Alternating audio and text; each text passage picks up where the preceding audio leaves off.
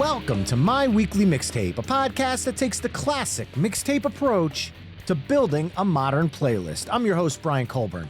Joining me once again as guest curators, my former Tune Styles co-host, Jay Sweet. Jay, welcome back to the show, my friend. Thanks for having me. I think, what are we up to, 20-time visitor on the show now? Yeah, I don't know. At this point, I kind of lost count, so hooray for you for coming on so many times. I feel like Steve Martin or Alec Baldwin, like I'm in an elite club here. Well, tonight we're talking about fictional bands. Now, that could easily be misconstrued because if you think about the controversies surrounding things like Milli Vanilli back in the late 80s and early 90s, technically there was some fictitious nature to it, but you and I have established some ground rules for tonight's episode as to what a fictitious band is. Do you want to chime in on what you were looking for in your fictitious artists for this evening? Yeah, I went straight for things that were made expressly for cartoons, movies, TV shows. I have a couple on my list that are, you might question them because, they may have been covers of legitimate bands, but we'll note them.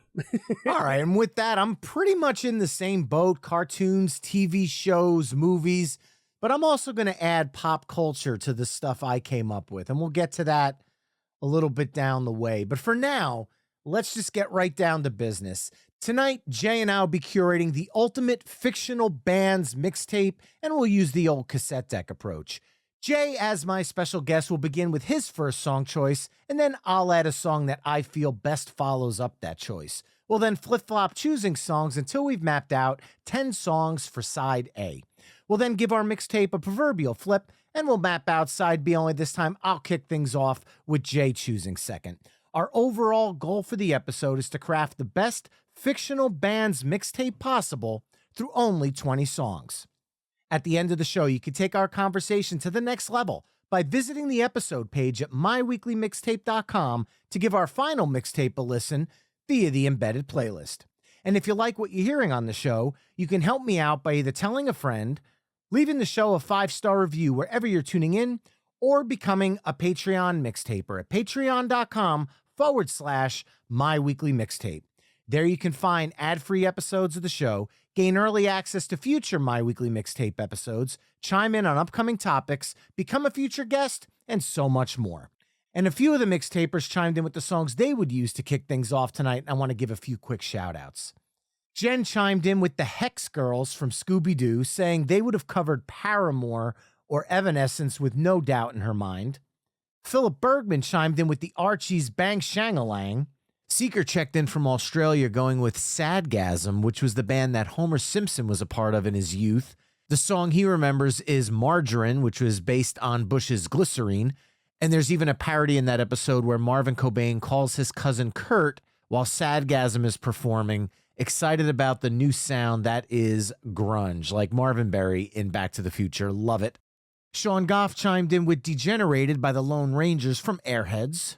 Chad Lamassa chimed in with Zartan and the Dreadnoks' Cold Slither from G.I. Joe. And Brandon from Virginia chimed in with Radical Posture from the Young Ones. Once again, if you'd like to chime in for future My Weekly Mixtape episodes, come join the Mixtaper community at patreon.com/myweeklymixtape. Now, Jay, I'm officially pressing the record button on our fictional bands mixtape, and the floor is yours. What song are you kicking things off with tonight? I just want to say, Chad Lamassa, great deep cut. Oh, yeah. Cold Slither from G.I. Joe. That's fantastic. So those are the kinds of things that, that I'm looking at. I think cartoons in the 70s, early 80s, even in the late 60s, the Looney Tunes and the Tom and Jerry's and things like that kind of provided a really fun soundtrack for these kinds of things. I think Josie and the Pussycats, the Scooby-Doo band, Jabberjaw, right? The Hanna-Barbera lineups. But I want to start off strong. I want to start off with a rather controversial band. And I think we're going to touch on a little bit of a theme throughout this show. And that is that a lot of these songs are mockumentaries that were done, a show within a show, if you will. And I'm going right for it.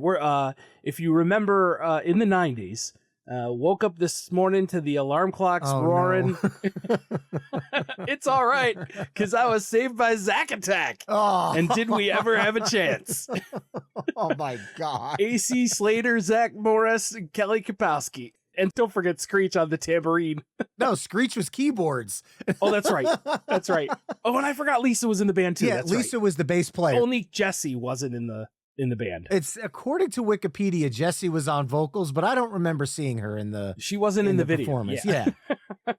And then the band broke up, and she may be the reason that the band broke up. Was Jessie the Yoko Ono of Zack Attack? Uh-oh. Hot take.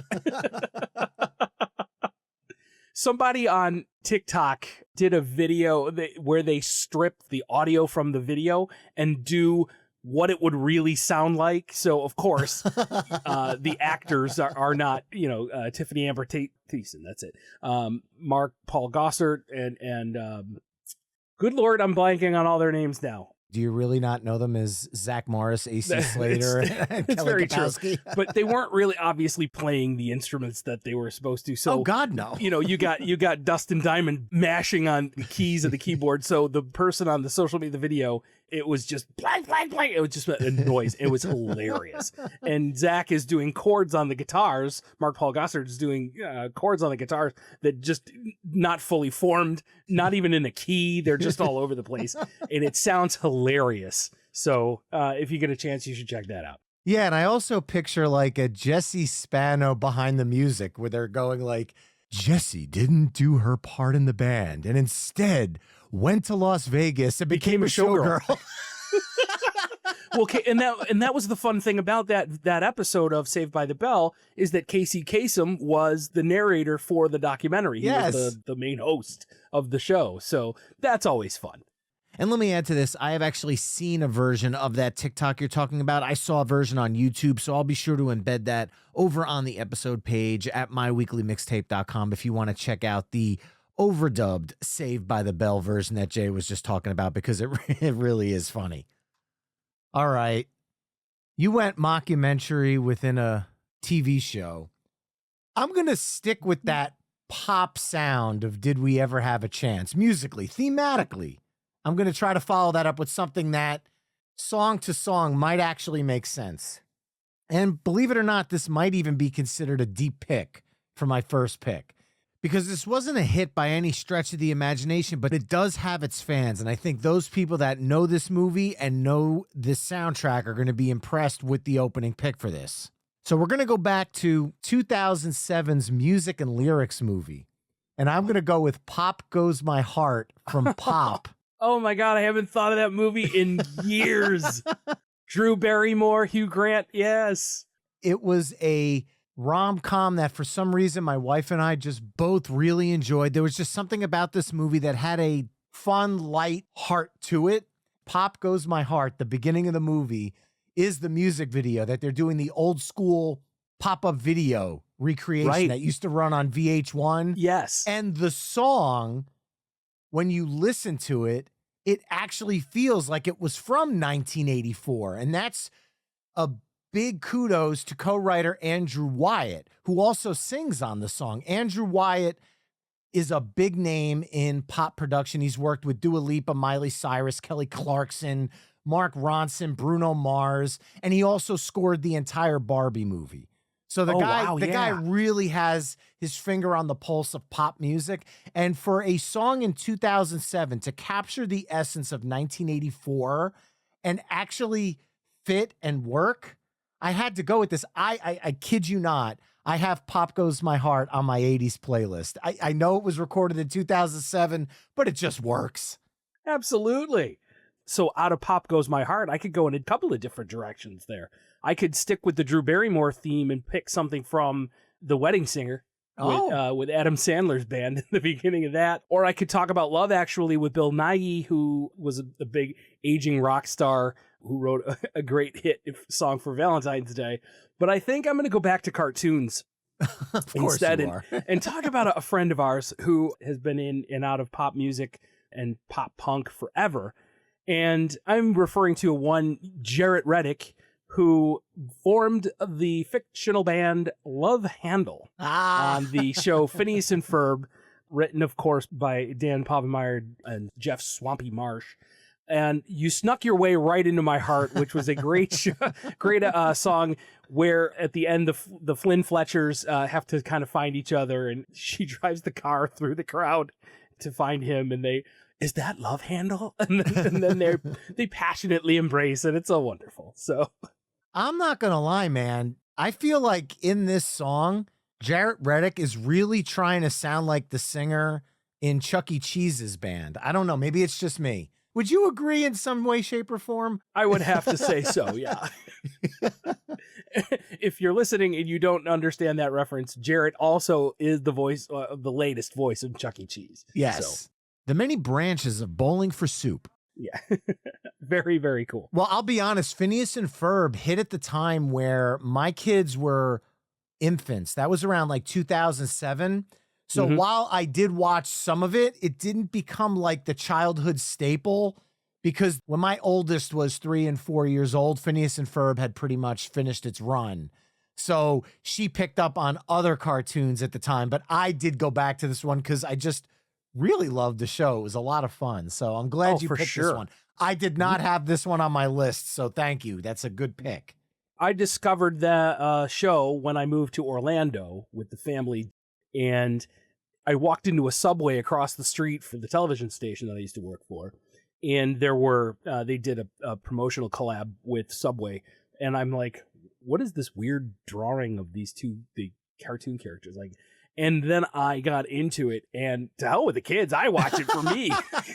Because it's one of those, it's like an Animaniacs type cartoon, and if you followed me for any length of time, you know that I love cartoons anyway, and I watch cartoons because I'm a 50-year-old child. But yeah, that was, and I thought that they do all of those great pop culture references that adults will get, and older children will get, or teenagers and young 20s would get. And it just cracked me up. I was hooked right from the first episode I watched. Wow. Well, I'm not sure I'm going to go cartoons just yet, because I could follow this up with something, but I feel like it's not the right time. So what I'm going to do is pivot, because You Snuck Your Way Right Into My Heart still channels some of that 80s vibe that we've got going from Did We Ever Have a Chance and Pop Goes My Heart. So I'm going to stay in that for just a little longer. And I'm going to go to a song that I actually own the 45 of. And this is from a Marvel movie. But before the Marvel Universe. The Marvel Universe? Way before the Marvel Universe. I'm going back to 1986. Guardians? No, but you're close because of a post-credits cameo in one of the Guardians movies. But I'm going to go with Howard the Duck. Very nice. And I am going to go with Howard the Duck, performed by Cherry Bomb, which was Leah Thompson on lead vocals, George Clinton on backing vocals, and Joe Walsh on lead guitar. So no, Howard's not ripping that solo. That's Joe Walsh of the Eagles.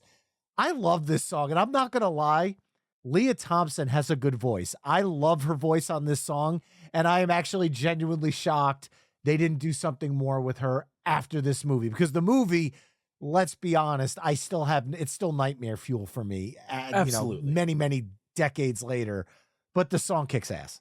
Yeah, Jeffrey Jones is that giant alien thing that going somewhere, Howard. Oh my God. I saw that in the theater, and I was 9 years old. Yeah. And that was like, this went from, think about this. I was 9 years old. Think about Howard the Duck and the magazines he was reading in the beginning.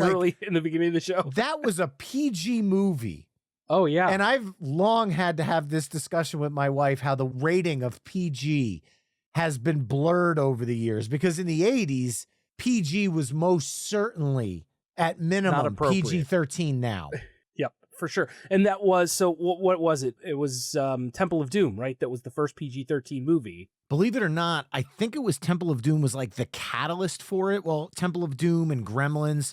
But I read an article back on the Hollywood Reporter a long time ago, and I actually remember this random, useless piece of trivia, which is the Flamingo Kid was the first movie to be rated PG-13, but that wasn't released until the end of the year. So Red Dawn, which my parents actually had on VHS tape, they recorded it off HBO. So I also remember this because of the fact that they wrote the ratings next to the movie. So as a kid, I knew which movies I could and couldn't watch, but I digress.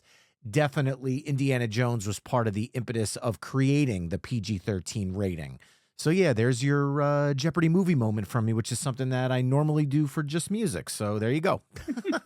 So that was a choice that the MPAA made. Yeah, I'm not going to say it's the right one in hindsight. No, not necessarily. Oh my gosh, yeah, but that guitar solo, what he's doing with the bill, he plays the guitar with his bill. And to be honest with you, I didn't know that was Joe Walsh. Yeah. That's pretty freaking cool. And if you go back and listen to the solo again, you hear it in a totally different way. You're like, oh, yeah, you're right. Now that you think about that. The George Clinton thing, I didn't know as a kid. That's wild. Ooh. And when you go back and listen to it, it's like, oh, yeah, that's totally George. Sure. And then George Clinton been in a couple of movies because PCU came out a few years later. And he was the whole Parliament Funkadelic was in that movie at the end. With Jon Favreau. So yes, but they were the real George Clinton. That was the movie. Right. So they don't. If they went under a different name, I totally would have been using that for this episode. Oh, that's so good. All right. You know what? Let's keep the superhero theme going. There was a movie. Oh God, this movie is so underrated. We're talking about a movie called Scott Pilgrim versus the World. And they had a band in there called Sex Bob-Omb, which was named a little bit of a nod to Super Mario Brothers, the game franchise. And their main song was We Are Sex Bob-Omb. And at the end of that song, they have defeated X number 7. I'll be honest, dude. We saw that movie when it first came out. And we loved that movie. Like, I genuinely enjoyed that movie. And we haven't seen it since. Like, this one was like cobwebs that you just broke off in my head because it's like as soon as you said it, I'm like, oh yeah, why didn't I think of that? And I think that's where the underrated came in because I saw it. I enjoyed it. I remember the reference to my Serpentine. And that was a nod to Guns N' Roses, which I picked up on that in the movie. I'm like, is that a Guns N' Roses like wink, wink, nudge, nudge? And sure enough, the my Serpentine in the lyrics is a callback to that. So bravo on that part because they were thinking outside the box from both video game references and music references. So it covers a lot of bases here. But man, that's a really underrated pick. And I would have never in a million years thought of that one because it was a movie that we saw, liked, and because I'm not like a big movie buff that I watch movies over and over again, now I gotta watch it again. I remember loving it. The movie is a literal who's who of a cast. You've got Michael Cera in the title character. You got Mary Elizabeth Winstead, the lovely Aubrey Plaza, Kieran Culkin, Chris Evans before he was Captain America. Brie Larson is in the movie before she was Captain Marvel. And Brandon Routh as well, who before he was Superman. So you get quite an eclectic cast there. All right. Well, to follow that up then, I'm going to go with a movie that also has quite an eclectic cast. And that cast would be Rob Lowe, Chris Farley. Oh, I was thinking St. Elmo's Fire. Meatloaf. Meatloaf. Robert Patrick, Anthony Kiedis, Ed Harris, Ed O'Neill. Is this ringing a bell yet, Jay? If not, you haven't mentioned the 2 stars. I haven't mentioned the 2 stars yet, but Mike Myers and Dana Carvey, but I'm not going to go with the theme from Wayne's World. No. I am going to go with Crucial Taunt and Ballroom Blitz with Tia Carrere on vocals. Yeah. The song was originally recorded by Sweet, and I grew up knowing the version from Crocus. But when I saw that movie in the theater and I heard her take the lead on Ballroom Blitz, I was like, oh, come on, this is amazing. And when I heard that was really her singing, holy crap, she's got a great voice. She's got the scream. She has everything that makes it a fun cover for a movie. And the band is totally fake, made up just for Wayne's World. So Crucial Taunt and Ballroom Blitz to follow up We Are Sex Bob-Omb. That's another one, Tia Carrere being, how did she not have more of a music career? Because Why You Want to Break My Heart was also on that soundtrack. And yes, she has a wonderful rock voice. That cover is fantastic. And of course, it's the choice of a new generation.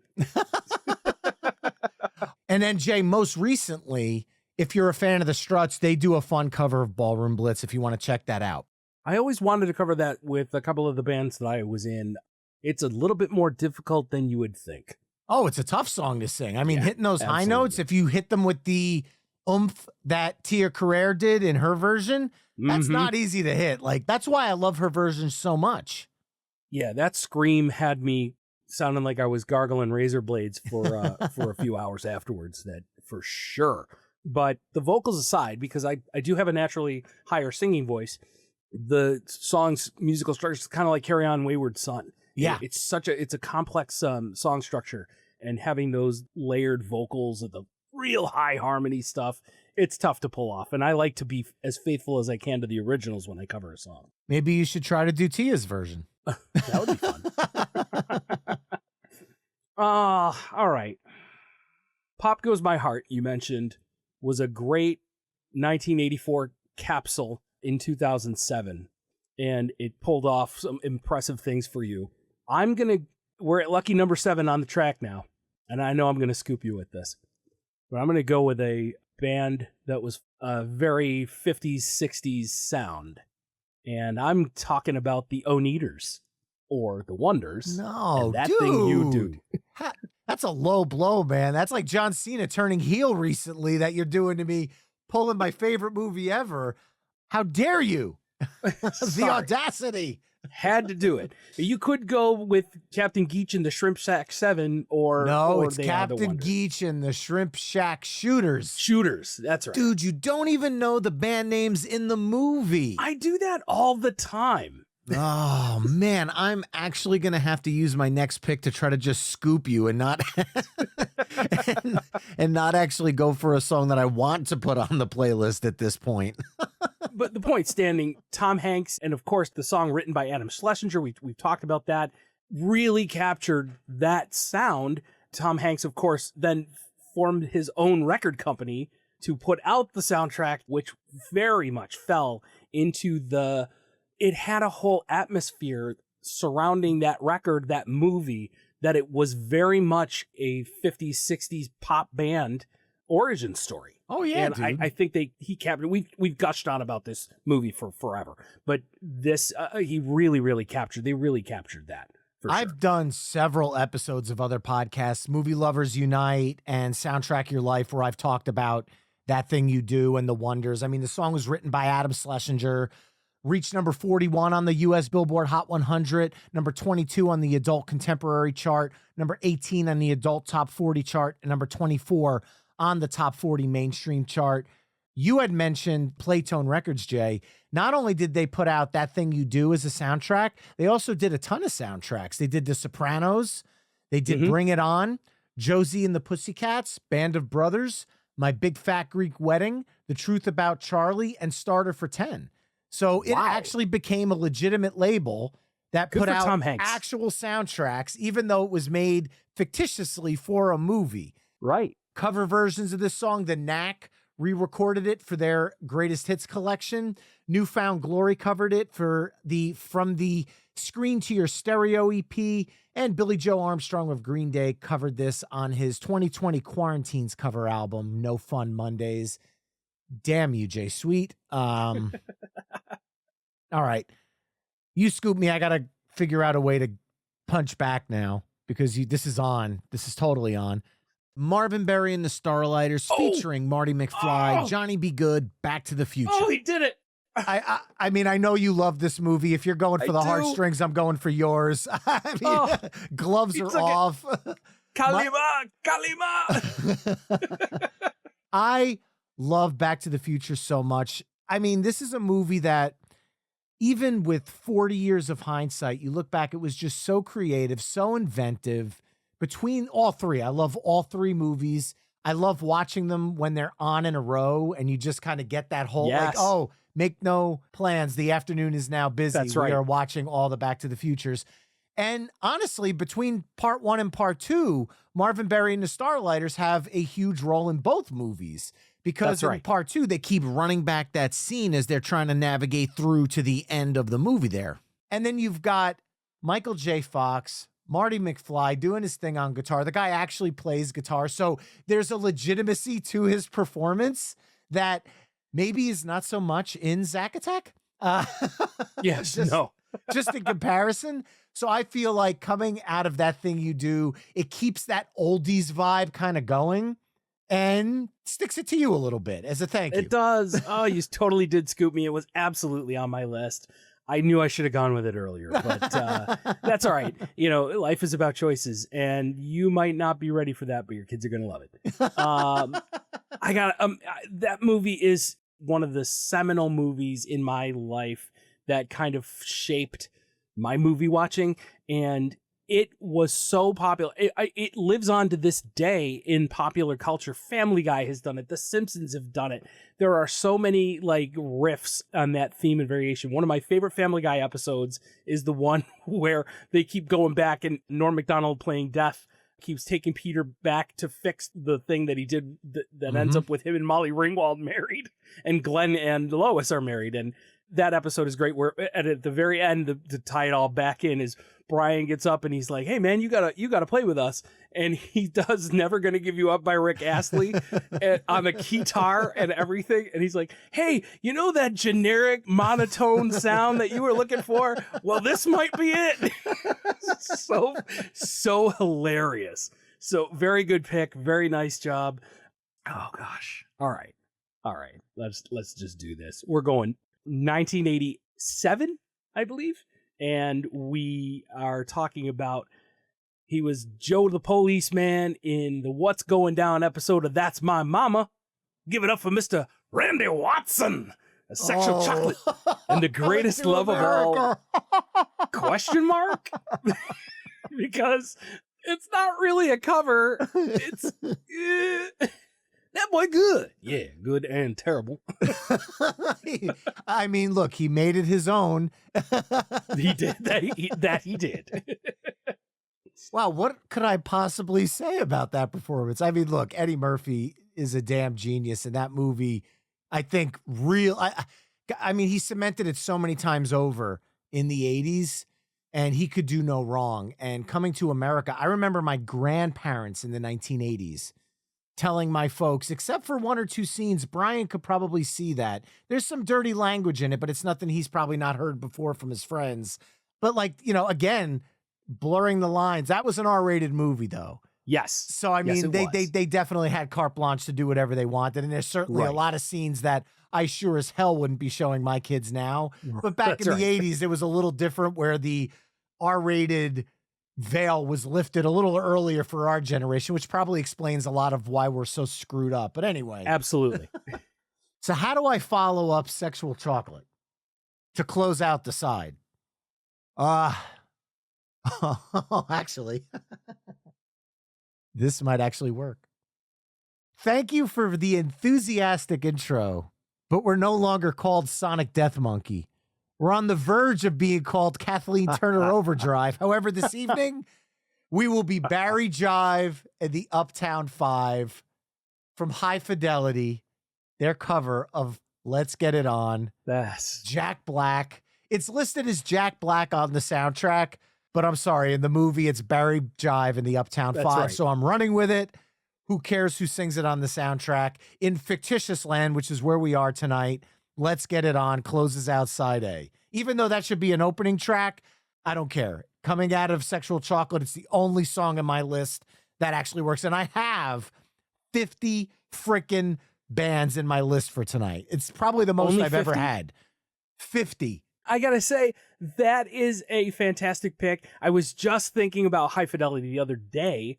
So you got Jack Black, you got John Cusack, and I mean, just the comedy of it, and the guy come in, "Excuse me, can I just a minute?" It's so great. Now this is pre-Tenacious D Jack Black. No. Right on. Oh no, it's not. This is simultaneously right with on the the same. D. Okay. Yeah. Okay, awesome. Because I mean, you knew from that Jack was going to be huge, and he is. Yeah, Tenacious D actually started in 94, but I think the MTV show was 97. Was it that early? Yeah, it was definitely. It was. So they were like underground stars, but this was like Jack Black's one of his first movies that really was like a breakout role for him. Got it. And I think I've made mention of this several times with you and I on shows. The 90s, I drank a lot. So timelines, forgive me, timelines get a little jumbled. But, oh man, what a great pick. Brian. Well, that mixtapers concludes side A of the Ultimate Fictional Bands mixtape, which consists of Zack Attack, Did We Ever Have a Chance from Saved by the Bell, Pop Goes My Heart from Music and Lyrics, Love Handle, You Snuck Your Way Right Into My Heart from Phineas and Ferb, Cherry Bombs, Howard the Duck from Howard the Duck, Sex Bob-Omb, We Are Sex Bob-Omb from Scott Pilgrim vs. the World, Crucial Taunts, Ballroom Blitz from Wayne's World, The Wonders, That Thing You Do from the movie of the same name, Marvin Berry and the Starlighters, Johnny Be Good from Back to the Future and Back to the Future 2, Sexual Chocolate, The Greatest Love of All from Coming to America, and Barry Jive and the Uptown 5, Let's Get It On from High Fidelity. Head over to myweeklymixtape.com to hear all the songs we've discussed in this mix through the playlist embedded on the episode page. And now, Jay, I get to kick things off for side B, and I'm actually going to go with a song. This is how nerdy I get with this sometimes, dude. I am actually going to go with a song that kicks off side B of the album and soundtrack that it's from. So I think that's pretty damn good synergy as far as I'm concerned. And that song would be Dr. Teeth and the Electric Mayhems. Can you picture that from the Muppet movie? I could talk about this album for a very, very, very long time. However, instead of doing that, I'm just going to point people back, I don't know, 2-3 months back in the My Weekly Mixtape archives. I have a one-on-one interview with Paul Williams, who's the songwriter responsible for both the Muppet movie soundtrack and Emmett Otter's Jug Band Christmas soundtrack. And we do an album dive into both of those incredible soundtracks, two of my favorite of my childhood and maybe of all time. Can You Picture That is so damn incredible. The song just rocks. It was also the theme song to the Muppets Mayhem show on Disney Plus, so it's gotten a revival as of late. But the song is just awesome. The band even performed the song, quote unquote, live at the 2016 Outside Lands Festival. So, I mean, Dr. Teeth and the Electric Mayhem, quite possibly one of my favorite fictional bands of all time. I actually have a painting of them walking downstairs to my family room, and it's on the wall in the staircase as you work your way down. So yeah, I'm a bit of a nerd about this one. Can you picture that? That's all right, man. I left that one. I knew it was on my list, and I knew you would have that, so I gave that one to you because that was so kind of you. Because if you did that after that thing you do, you were in. That's right. I mean, there was no way you were getting out of the shit you were dug deep into with that one. Yeah, based on the side one incident, we will refer to it from henceforth, that I left for you. But I have a T-shirt of Dr. Teeth and the Electric Mayhem because one of my favorite shows growing up was The Muppets, and the movie it blew my mind. And again, you want to talk about an all-star cast? You got Mel Brooks and you got Steve Martin's in it. Mm-hmm. Yeah, tons of cameo appearances. So you get what we got: Dr. Teeth, Zoot, Lips, Janice, Floyd Pepper, and Animal, of course, on the drums. Occasionally, Rolf the dog would appear as well in the orchestra of the Muppet Show, kind of playing alongside all of those guys. So very, very cool pick. I love it. And I know exactly where I'm going to go to follow that up. We're going to stay in Jim Henson's universe, and I'm going to go with the River Bottom Nightmare Band. You know, that's almost as bad as the side one incident, Jay. I mean, I just got done telling you we had Paul Williams on to talk about this very soundtrack. So, yes, you and I, way back in the Tune Styles days, actually had a debate. I don't know where. It was at the end of an episode where you and I tried to debate over which band was stronger, the River Bottom Nightmare Band or Dr. Teeth and the Electric Mayhem. I mean, we talked about some really serious topics on Tune Styles, and that was certainly one of them.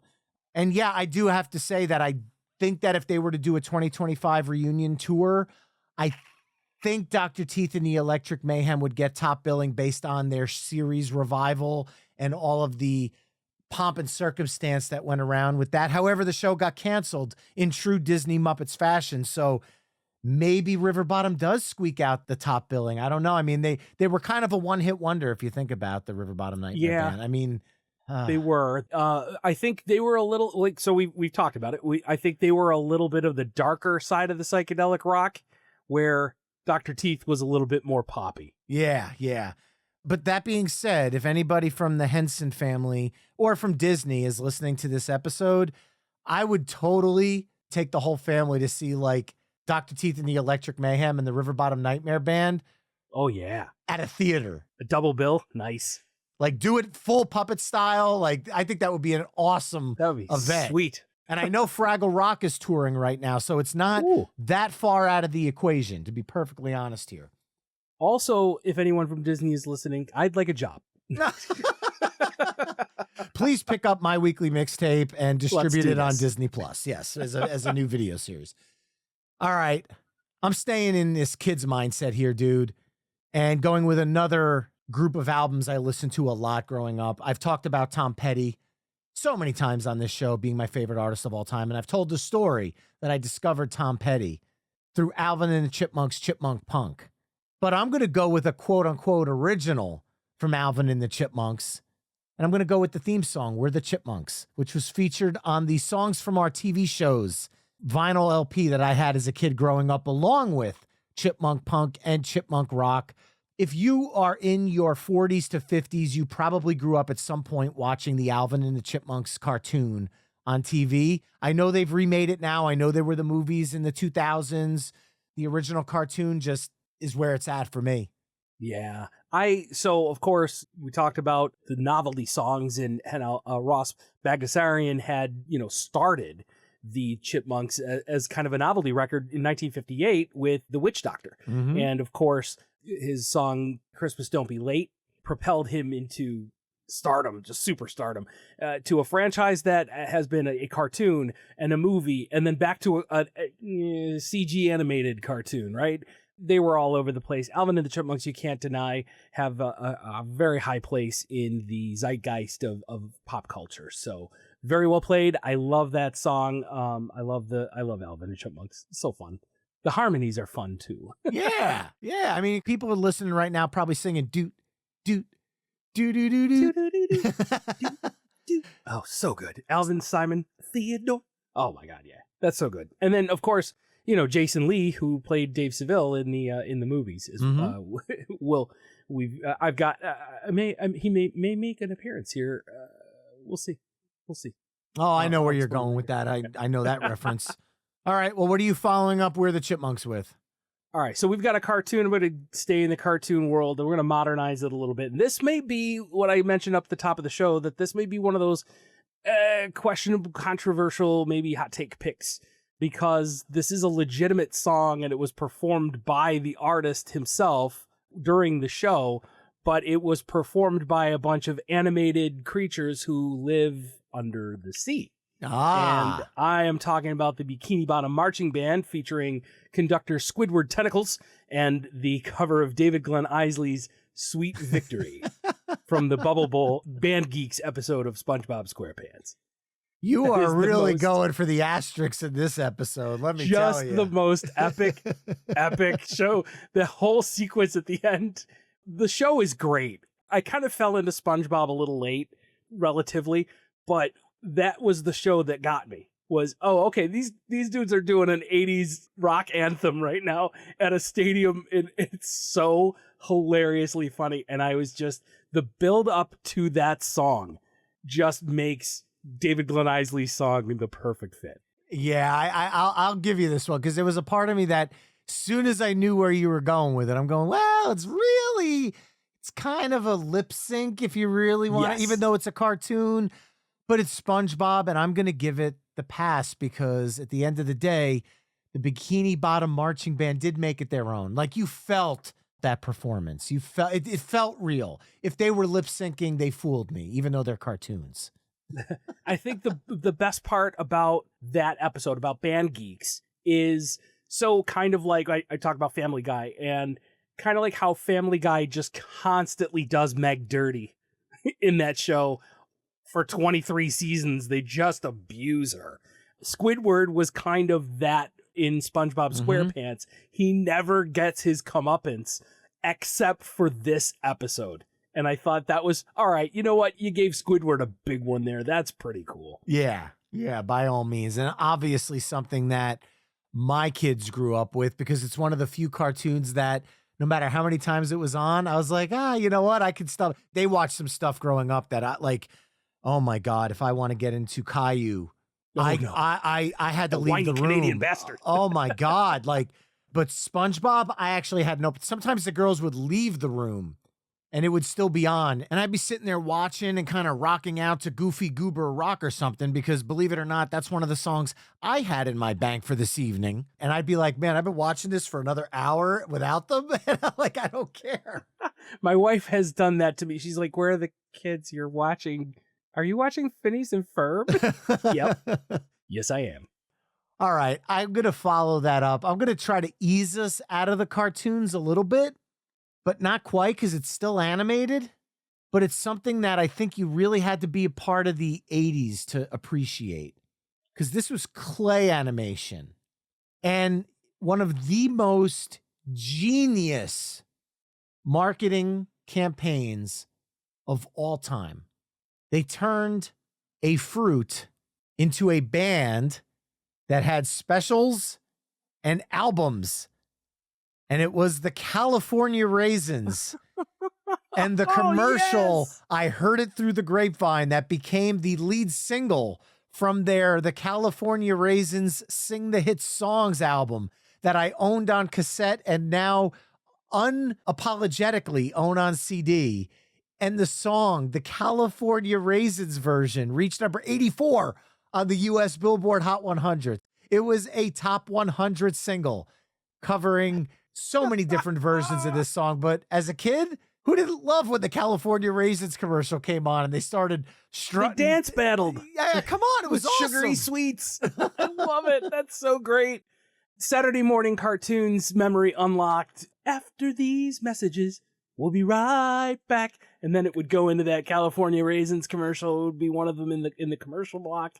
Such a great pick. I love everything about it. I would be lying if I didn't tell you that I asked my mom to buy raisins after. It was genius marketing. It worked on me. I got to tell you, I've been a fan of raisins. People, this is a hot take from Jay Sweet, the Candyman. I do enjoy raisins. I've been eating boxes of them. Because you remember when we were little, they would come in those little Sun-Made raisin boxes, yes. These tiny little boxes in the snack packs, and your mom, dad throw them in the lunchbox, and you go to school with those. I would love those. I like oatmeal raisin cookies. If chocolate chip cookies are in front of me, I don't get grossed out if I bite into a cookie and it's an oatmeal raisin cookie. I kind of like it. So I love the flavor of it. But anyway, that's beside the point. What a great pick. Oh my gosh. All right. So that's kind of a palate cleanser. I'd say so. Yeah. Pun intended. because it's a commercial, so we can kind of treat it like a nice segue there. I'm going to go from the cartoons that we've had and the animated stuff. I'm going to jump back into some movies. And again, these mockumentary type movies that came out in this time period, late 80s, early 90s. There was one particular, John Cafferty and the Beaver Brown Band were all over. And that was Eddie and the Cruisers, the fictitious band, Eddie, who went on to write this hugely popular song, On the Dark Side. And it is a fantastic song. It's a great sing-along, and the movie gets pretty dark. And then its sequel, which is also, it wasn't as good, but it was also fairly darker side of the music industry, and how Eddie, without spoiling anything, how he chooses to cope with it. Man, you are really pushing all my buttons today, because that was easily scooped for me. One of my favorite soundtracks of all time. On the Dark Side, yes, is a great song, but you had Tender Years. You had them doing Run Around Sue, Down on My Knees, Fire Sweet, Season in Hell. This is an amazing, amazing soundtrack. And John Cafferty and the Beaver Brown Band, I almost wonder for them if it was a blessing and a curse simultaneously. Because people refer to John Cafferty and the Beaver Brown Band as Eddie and the Cruisers. Right. So when we saw them live, they did play On the Dark Side, but they kind of ignored everything else from the discography of Eddie and the Cruisers, if you will. They kind of just alluded to it because On the Dark Side was a massive hit for this band, bigger than probably any other hit they had. But John Cafferty also had Hearts on Fire from the Rocky soundtracks, and they had the Tough All Over album. They were an established band. They were part of that Jersey Springsteen, Southside Johnny. They all kind of cut from the same mold, if you will. And damn you for picking this one, because I love this song. And Colburn and Company has been covering this for years, mashed up with ROCK in the USA and What I Like About You, because the 3 songs are all the same chord progression, and they work really, really well together in a medley. I remember. So what I'm going to do is actually touch on something you just said. Because you scooped me on Eddie and the Cruisers, there is no way on this planet you're going to scoop me on Rock Solid. And do you know who Rock Solid is, Jay? I am not familiar with this one. Well, if you saw Eddie and the Cruisers 2, this is the band that Joe joins. That's right. They're called Rock Solid. And I'm going to go with Running Through the Fire as a sequel follow-up to you scooping me for On the Dark Side. Also, Very John nice. Cafferty and the Beaver Brown Band, but now known as Rock Solid. That's fantastic. Eddie and the Cruisers 2, Eddie lives. I'll be the first to say it. Controversial hot take from Brian Colburn. I like Eddie and the Cruisers 2 more than the first one. Oh, you do? Yes. Oh, wow. It was all right.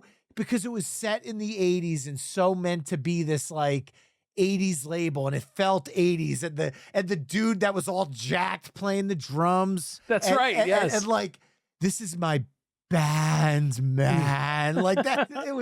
It was so bad. It was brilliant. I remember reading a review by Roger Ebert about this movie that just destroyed it, trashed it. I have the Blu-ray. It's Eddie and the Cruisers 1 and 2. And I actually enjoy going back and watching the sequel more than I would admit to. It's really, really solid. Rock solid, if you will.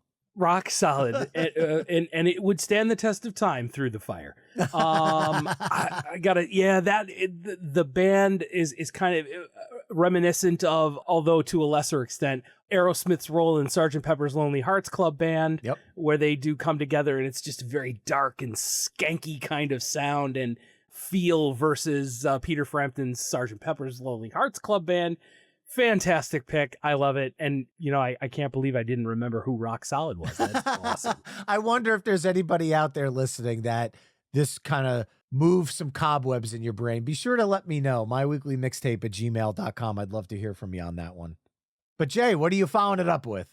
I mentioned this guy just a little while ago, and I think this is a great song coming out of Rock Solid because it has that similar kind of feel, a little bit darker energy, a little bit a little more stanky rock, kind of early 70s, mid 70s rock. And it's a documentary biopic, kinda.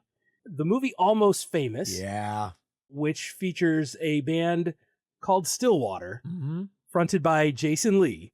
And there, I could go with any number of songs. We had Fever Dog, but I really thought You Had to Be There was very appropriate for this mixtape.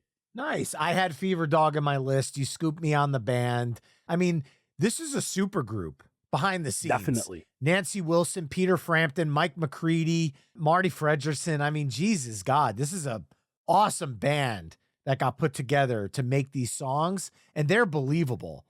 These are believable songs. When you listen, like they have a version of the DVD of Almost Famous that comes with an EP of Stillwater songs. Right. And it's believable. I'm actually shocked they didn't put out a quote unquote album at the time of the movie to kind of like, similar to what Garth Brooks was trying to do with that Chris Gaines character, it never came to fruition. I almost wonder if they should have released a Stillwater album when the movie came out, because Almost Famous is up there, probably a top 10 all-time movie for me. I love that movie. Definitely. And you've got Kate Hudson, whom I absolutely love. And it's just it's a great story about Cameron Crowe. And he was actually married to Nancy Wilson, which is how she ends up in the band. So that's pretty freaking cool, I think. Well, of course she ends up in the band because she's Nancy. I was about to say, right? I don't think you need nepotism in this, Jay. I think her musical prowess is just fine on its own. That's right.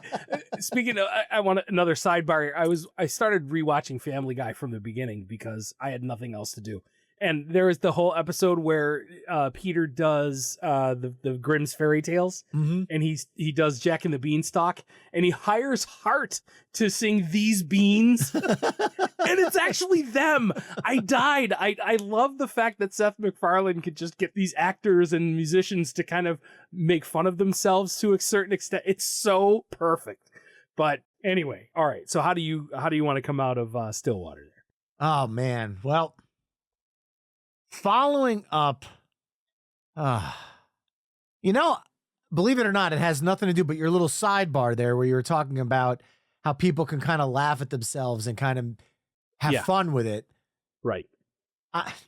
This group, which this one might catch some flack because they are now considered a band, but they started as a skit, similar to what you were just talking about in your sidebar there. And I'm going to go with the Blues Brothers. Oh, but if you fast forward to the 1980 movie, I have to go with the song that we came out to at my wedding reception, Everybody Wants Somebody to Love. From the end of the movie, during the performance, look, my wife and I went to see the Blues Brothers in the 2000s with Dan Aykroyd and Jim Belushi on vocals. So it was basically because Jim Belushi and Dan Aykroyd put out an album, Have Love Will Travel, together. Yes. And then they went out on tour, but they went out on tour as, quote unquote, the Blues Brothers. And it had some members of the original band. It had some others that are part of a backing band. So it was kind of cobbled together. But at the end of the day, they started as a fictitious skit when John Belushi went out on stage because he went out, would sing on Saturday Night Live every now and then. And then it kind of became a real band from the fictitious nature that they started on SNL. So there could be a little bit of a gray area on as if this one fits or not, but it's my show and I can make up the rules as I go along, and Blues Brothers has to be included. Well, if I got Sweet Victory, then you can have Everybody Wants Somebody to Love. There is no denying, again, the everywhere-ness, and I just made that up. It's my patent copyright non-disclosure agreement. There is no denying the everywhere-ness of the Blues Brothers in popular culture since that movie, since Saturday Night Live. But then, of course, since that movie came out, again, another all-star casting. Carrie Fisher's in that. Aretha Franklin's in it. And Ray Dan Charles. Aykroyd and Ray Charles, and just amazing music. I applaud wholeheartedly. Of course, the Blues Brothers were on my list. So good job in getting that out there. And that leaves me to close this out. Yeah, you have the tough decision to close out. I mean, I've got still 40 other songs to pick from, but I have none left for tonight, which this sucks, but you've only got one. That's right. And do I want to go with the obvious from a John Belushi to another John Belushi and maybe hit some Animal House? I don't think so. I think I'm gonna go super deep, but around the same kind of feel of a movie that I think you're going to love this. You have my attention. This is a 1980 movie, which again, when you're 6 years old and you see these kinds of movies, you're not supposed to be watching them. But my buddy Derek, shout out to my buddy Derek. He was the first, I think, on the block to have HBO. Oh. And we would his dad had a huge 26-inch TV in their basement.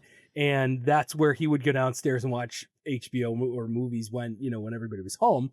And when we would go out and hang out in the neighborhood, we'd go downstairs and turn on HBO and watch things like Super Fuzz or Porky's or this movie, The Hollywood Knights. Yes! And I am going with the Angel Baby Band's version of Runaround Sue, featuring a cut in by Robert Wool as New Bomb Turk, where she recorded those two girls in the bathroom talking trash about the rest of the school and all the other girls in the school. Oh, so stinking funny. That movie is hilariously, epically stupid funny. I love it. I have to ask you, dude, I am so happy you picked this. How the hell did you find out the Angel Baby Band name? It's in the credits. It is. Oh, you went as Yeah. far as to watch the credits. Okay. Oh yeah, yeah. It's in the credits. And I knew, because I'm like, hold on. I remember that part of the whole movie, but that movie is so great. And I knew I was going to go deep cut on that. So I went back and I'm like, all right, what was the name of this band? What was it? And I couldn't find it on the internet anywhere.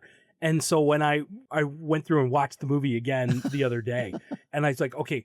And as the credits are rolling, I saw it's uncredited. It's a simple thing where it says Angel Baby parentheses band, and then it gives an actor's name. So I was like, that's it. That's them.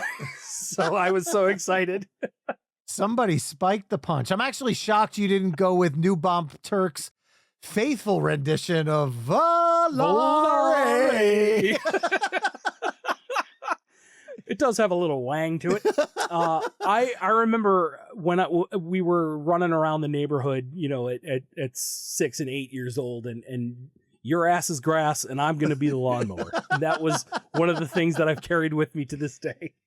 Dude, amazing way to close out side B of the ultimate fictional bands playlist, which consists of Dr. Teeth and the Electric Mayhem. Can you picture that from the Muppet movie? River Bottom Nightmare Band with the song of the same name from Emmett Otter's Jug Band Christmas. Alvin and the Chipmunks, We're the Chipmunks from the Alvin and the Chipmunks television show. The Bikini Bottom Marching Band, Sweet Victory from SpongeBob SquarePants. The California Raisins, I Heard It Through the Grapevine from Sings the Hit Songs. Eddie and the Cruisers, On the Dark Side from Eddie and the Cruisers. And Rock Solid, Running Through the Fire from Eddie and the Cruisers 2, Eddie Lives. Still Waters, You Had to Be There from Almost Famous. Blues Brothers, Everybody Wants Somebody to Love from Blues Brothers. And Angel Babies, Run Around Sue from Hollywood Nights. Head over to myweeklymixtape.com to hear all the songs we've discussed in this mix through the playlist embedded on the episode page. Now, Jay, I'm going to be very honest with you here, man. I am already feeling the slack that I'm about to get because I have 40 other bands that we haven't talked about yet. Right. I feel like we need to do a first here. We always talk about we're going to do volume 2 down the road. Yeah. I got a curveball for you. All right. We're about an hour into this recording, and we're about to wrap up this week's episode. So how you say we take a 5-minute break and volume 2 this bitch right away? Yeah. I'm for it, man. You got 40. I've got at least 50 or 60 left in my head and on my list. So, and I could come up with at least 24 more. So let's do it. Yeah. All right. So we are going to back this one next week, volume 2 of the Ultimate Fictional Bands playlist. It's a first on My Weekly Mixtape, 100+ episodes. We've never done a back-to-back volume 1, volume 2 before, unless you count the compilation episode that became the Ultimate Mixtape. But first, Jay, thank you so much for joining me this week so you and I could both take 5 and get ready for volume 2. Sounds good. And it's great being here, man. See you in a few. Remember, mixtapers, you can find My Weekly Mixtape on almost all the social media haunts at My Weekly Mixtape. You can also head to myweeklymixtape.com to check out the full catalog of My Weekly Mixtape episodes. And finally, if you like what you're hearing on the show, you can help me out by either telling a friend, leaving the show a 5-star review wherever you're tuning in, or becoming a Patreon mixtaper at patreon.com/My Weekly Mixtape.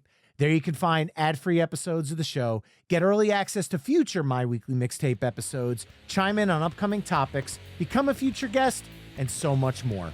That's all for this week. Thanks again for listening, and until next week's Volume 2, enjoy the tunes.